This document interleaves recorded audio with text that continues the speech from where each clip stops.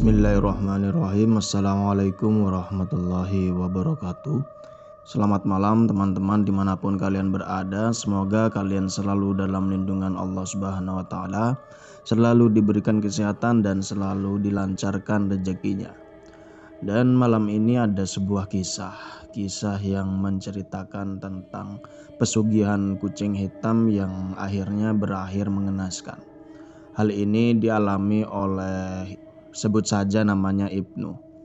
Dan Ibnu ini sudah menikah dan istrinya baru satu. Dan di pengantin baru ini dia adalah seorang pengangguran. Ibnu ini sudah mencari pekerjaan ke sana kemari dengan bekal ijazah lulusan S1 dan tidak membuatnya ini segera mendapatkan pekerjaan. Sampai sempat pergi ke kota untuk merantau dan memperuntungkan nasib di kota besar, tapi tidak berhasil juga. Bahkan dia ini sudah mencoba berbagai usaha kecil-kecilan di kampungnya dan selalu gagal.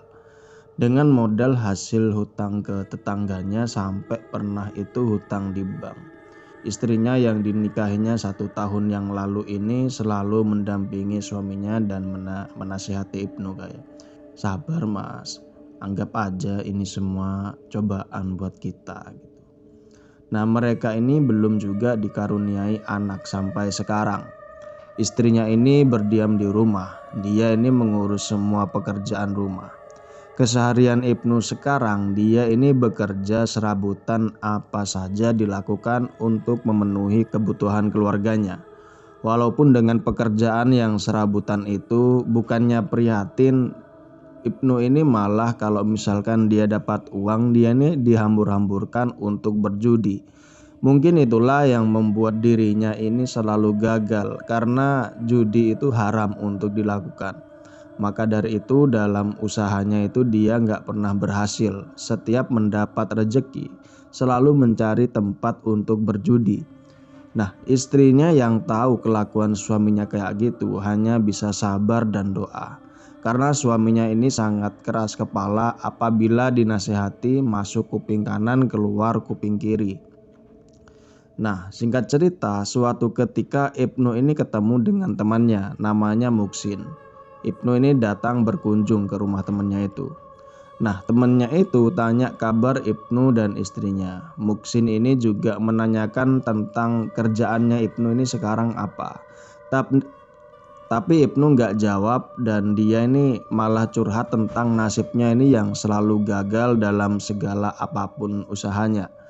Nah, Muksin ini adalah seorang juragan di kampungnya. Temannya itu sudah sukses dengan usahanya yang ada di mana-mana. Nah, mendengar nasib Ibnu, Muksin ini ngerasa prihatin dan dia ini ingin membantu.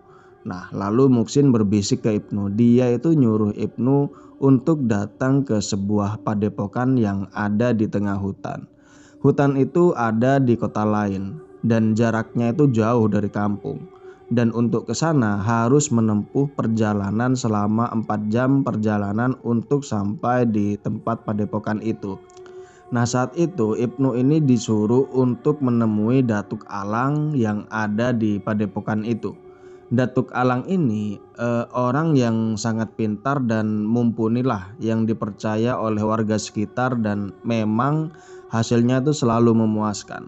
Sudah banyak orang-orang yang datang dari berbagai kota lain untuk datang ke padepokan itu dengan alasan yang beda-beda.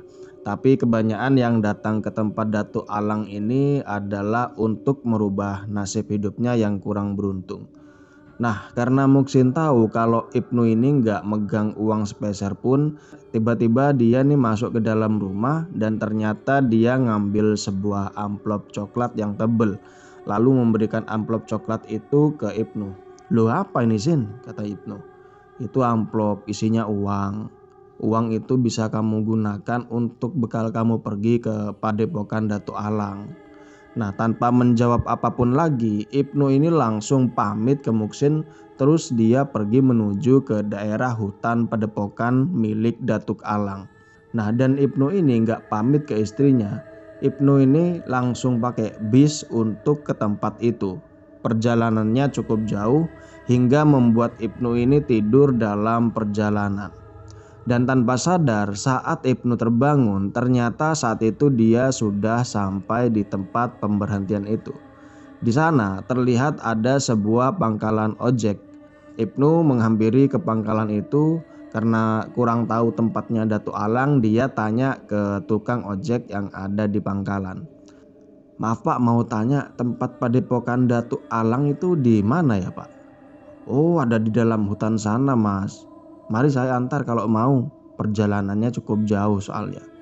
Nah, saat itu Ibnu setuju dan dia naik ojek untuk ke tempat padepokan Datuk Alang itu. Nah, dengan melewati jalan setapak yang ada di dalam hutan itu dan banyak pohon-pohon yang rimbun, dan di sana itu masih banyak suara hewan-hewan hutan seperti kera, burung-burung berkicau dan segala macam. Nah, sekitar setelah 30 menit perjalanan, akhirnya sampai juga di tempat padepokan Datuk Alang. Ibnu ini nyuruh tukang ojek itu untuk nunggu hingga selesai. Dan di sana terlihat beberapa orang ini duduk di depan padepokan yang kayak sedang nunggu antrian giliran. Nah, Ibnu pun ikut duduk dan ngantri, dan tempatnya ini memang senyap. Nah, singkat cerita, setelah 1 jam menunggu, kini giliran Ibnu yang dipanggil. Dia pun langsung bergegas masuk ke dalam. Berbagai sesajen tertata di dalam. Ada banyak kembang hingga ada boneka-boneka kecil terpampang di sana. Nah, tempatnya ini berbau anyir, juga bau kemenyan yang dibakar, dan situasinya tuh gelap. Hanya ada beberapa lilin yang menyala. "Kamu ada perlu apa?" tanya Datuk Alang. Lalu Ibnu pun menceritakan nasibnya yang selama ini dia alami dan dia ini ingin hidup berkecukupan. Datuk Alang memberikan syarat kepada Ibnu. "Ada syarat yang harus kamu lakukan." "Syaratnya apa ya Datuk?" "Kamu harus cari kucing hitam jantan yang mulus, dan setelah kamu dapat kucing itu, kamu kuburkan kucing itu di depan rumah kamu." "Lalu gimana Datuk?" "Terus kamu ambil kain kafan dan bungkus kucing hitam itu secara hidup-hidup dengan kain kafan gitu." "Oh iya Datuk, saya akan lakukan." "Loh tunggu, masih belum selesai ini." Nah, setelah dikuburkan di depan rumah, gali kembali kuburan itu, tunggu hingga 8 bulan. Lalu ambil tulang belulang kucing hitam itu dan bawa pulang tulang itu beserta bungkusnya. "Oh iya, terus apa lagi Datuk?" "Kamu taruh dalam ruangan tertutup dan jangan ada satu orang pun yang masuk ke dalam kecuali kamu sendiri." "Oh ya Datuk, ya siap." Nah, ada lagi, dalam ruangan itu taruh sebuah cermin di sana dan beberapa sesajen. Terus kamu rapalkan mantra ini. Nah, saat itu Datuk ini ngasih mantra. "Kamu rapalkan mantra ini sebelum kamu bertindak. Kalau tubuhmu menghilang di depan kaca, berarti kamu berhasil." "Lalu gimana caranya Datuk?" "Nah, kamu jangan serakah. Kalau kamu serakah, tanggung sendiri akibatnya. Nah, jangan pernah sesekali tubuhmu tersiram air. Karena kalau sekali saja tubuhmu terkena air, maka wujudmu akan terlihat lagi." Nah, saat itu Ibnu ngangguk-ngangguk dan segera melakukan dan menyanggupi semua syaratnya. Nah, setelah selesai mendengarkan semua syarat-syarat Datuk Alang, Ibnu ini langsung membayar mahar dengan uang yang sudah diberikan oleh Muksin kemarin. Lalu dia beranjak pergi dari tempat padepokan itu. Nah, dia pulang bersama ojek yang masih setia menunggunya di depan. Hari sudah malam saat itu. Mereka ini melewati tengah hutan yang hanya mengandalkan sorot lampu motor untuk penerangan jalan setapak yang dilalui. Sampai di pangkalan ojek, Ibnu ini minta ke tukang ojek tadi untuk langsung nganter ke sebuah terminal terdekat dari padepokan itu karena dia ingin segera pulang. Nah, sesampainya di terminal, dia mesan tiket untuk pulang. Nah, setelah menunggu 1 jaman, bis yang dia tumpangi ini baru jalan. Ibnu pulang dari padepokan itu jam 10 malam dan sampai rumah sekitar jam 2 dini hari. Tapi saat sampai di rumah, semua pintunya ini sudah tertutup rapat karena mungkin istrinya sudah tidur. Dan akhirnya Ibnu pun tidur di depan teras rumah sampai pagi. Nah paginya saat istrinya buka pintu, dia tuh tampak kaget. Dia ngelihat suaminya yang tidur di teras rumah. Terus istrinya membangunkan Ibnu. Mas, bangun, kamu kok tidur di sini? Kata Risma istrinya. Loh ya kan pintunya kamu tutup tadi malam, kamu kunci. Iya mas, kamu tuh dari mana aja mas? Selama 2 hari kok nggak pulang? Kata Risma tanya gitu. Enggak, aku tuh cari kerjaan. Kok nggak pamit dulu toh mas sama aku kan khawatir. Nah tanpa jawab pertanyaan istrinya itu, Ibnu langsung masuk ke dalam rumah. Dia mau ngelanjutin tidurnya karena capek setelah perjalanan 2 hari yang dia tempuh itu. Dan dalam tidurnya itu dia itu mimpi didatangi seseorang yang gak dikenal dan memberitahu tempat kucing hitam yang akan dia cari. Kucing hitam yang kamu cari ada di pemakaman dekat jalan raya. Besok pergilah dan ambil, katanya. Nah saat itu Ibnu langsung bangun dan keringat ini membasahi tubuhnya dan napasnya terengah-engah. Malam harinya dia mendatangi makam di dekat jalan raya yang dikatakan seseorang dalam mimpinya itu. Dan sesampainya di pemakaman itu ternyata benar di sana itu ada seekor kucing hitam yang sedang duduk di depan pemakaman. Nah dia pun menghampiri kucing itu dan dia bungkus dengan kain kafan yang sudah Ibnu siapkan dari rumah. Nah kucing hitam itu dia masukkan ke dalam kresek hitam lalu dibawa ke rumah. Dan kebetulan istrinya saat itu sudah tidur, jadi dia bisa untuk ngubur kucing hitam itu di depan rumahnya. Nah semua ini dia lakukan sesuai dengan perintah dari Datuk Alang. Dan singkat cerita 8 bulan kemudian Ibnu ini menggali lagi kucing hitam yang dikubur di depan rumahnya itu. Ibnu ini ngambil semua tulangnya itu beserta kain kafan lalu dia bawa ke dalam rumah. Dia taruh kucing itu di dalam satu ruangan rumah yang tertutup dan gak diketahui oleh istrinya. Nah saat malam Jumat Kliwon tiba, Ibnu ini merapalkan mantra yang sudah diberikan oleh Datuk Alang waktu itu. Dan benar-benar ternyata sekarang tubuhnya telah menghilang di depan cermin itu. Nah singkat cerita setiap malam Ibnu ini selalu pergi keliling ke rumah orang-orang kaya atau toko-toko besar untuk ngambil semua harta milik orang itu. Dan karena tubuhnya nggak terlihat maka aksinya itu begitu lancar. Dan beberapa bulan kemudian kehidupan Ibnu ini sudah berubah drastis. Yang dulunya rumahnya cuma lapis pagar bambu, sekarang jadi rumah yang megah dengan tembok yang berpagar besi mengelilingi seluruh rumahnya. Dengan dia tuh punya 2 mobil berjejer di garasi rumahnya. Dan barang-barang berharga yang dia miliki dengan mudahnya. Bahkan dia ini punya beberapa perhiasan yang gak terhitung jumlahnya. Sekarang Ibnu dan istrinya ini sudah dikaruniai seorang anak perempuan yang cantik. Buah hatinya yang mereka tunggu-tunggu selama beberapa tahun ini. Dan Ibnu juga sudah memiliki beberapa usaha yang cukup berkembang dan tersebar di beberapa kota besar yang membuatnya semakin kaya dan bergelimang harta. Nah, suatu ketika Muksin ini datang, temannya dulu ini. Hubungan mereka ini semakin erat layaknya seorang saudara karena mereka sekarang ini sudah sama-sama sukses. Nah Ibnu ini juga sangat berterima kasih ke Muksin karena sudah membuatnya hidup berkecukupan. Terkadang Ibnu ini juga mampir ke rumah Muksin untuk memberikan uang sebagai tanda terima kasih ke Muksin itu. Tapi Muksin saat itu aslinya nggak enak tapi ya nggak nolak karena dia ini menghargai pemberian Ibnu untuk selama ini. Nah mereka ini bicara tentang usaha masing-masing dan dalam obrolannya itu Muksin ini nasihati ke Ibnu. Udah kamu tuh jangan nerusin ritual itu lagi karena kamu bakal celaka nanti. Lagi pula sekarang kamu kan sudah kaya ini, sudah sukses, rumah besar, usaha banyak, sudah harta melimpah gitu. Loh ya nggak mau aku Sin, aku ini harus semakin kaya. Aku tuh nggak mau nanti mikir rugi usahaku nanti, kata Ibnu. Keras kepala dia saat itu. Nah sejak kejadian saat itu Ibnu ini semakin menjadi-jadi.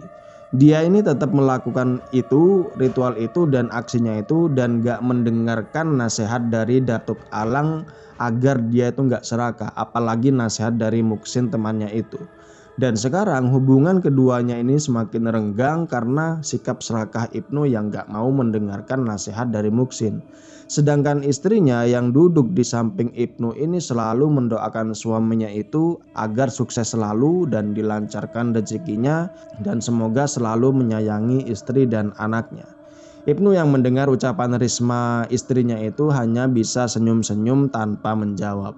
Dan malam ini mereka ini berkumpul bersama setelah sekian lama Ibnu ini jarang sekali untuk ada di rumah.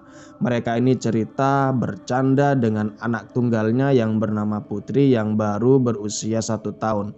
Dan hingga suatu ketika saat siang hari, saat Ibnu menjalankan aksinya lagi, tanpa kapok dia ini nggak mengingat nasihat dari Datuk Alang. Nah, kali ini dia ini beraksi di sebuah pertukuan emas yang ada di pasar.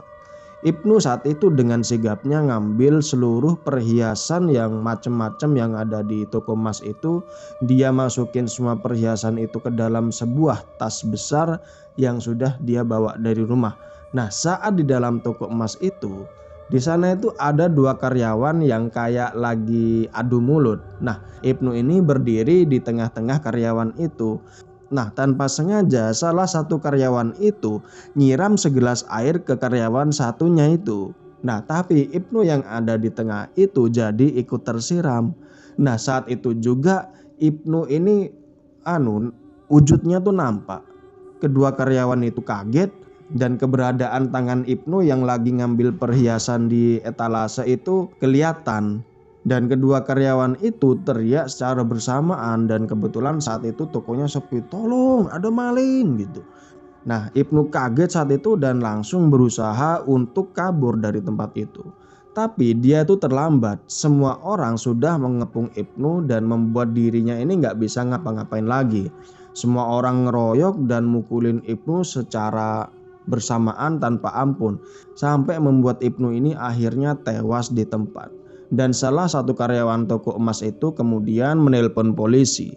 Polisi datang untuk menyelidiki kasus dan membawa jenazah ke rumah sakit untuk diotopsi.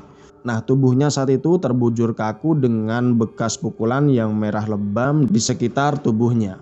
Polisi mengecek isi dompetnya yang berada di dalam tas dan menemukan sebuah KTP milik korban.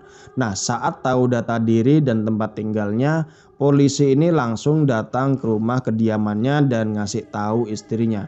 Nah, saat polisi ngasih tahu Risma, awalnya Risma ini nggak percaya. Tapi saat polisi menjelaskan semua kronologinya, Risma ini jadi percaya dan gak menyangka bahwa suaminya selama ini adalah seorang pencuri. Jenazahnya Ibnu ini dibawa ke rumah, tetangga, kerabat, dan teman-temannya juga datang untuk bertakziah. Nah, saat itu Muksin temannya juga datang. Acara pemakaman sudah selesai dan Muksin menemui Risma. Dia menceritakan semua yang selama ini telah dirahasiakan suaminya itu.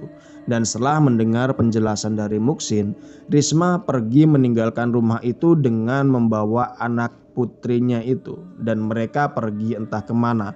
Sekarang usaha milik suaminya itu sudah ditutup semua karena rumah dan semua usahanya disita oleh kepolisian dan diberi palang tanda polisi sebagai bukti dalam kasus ini.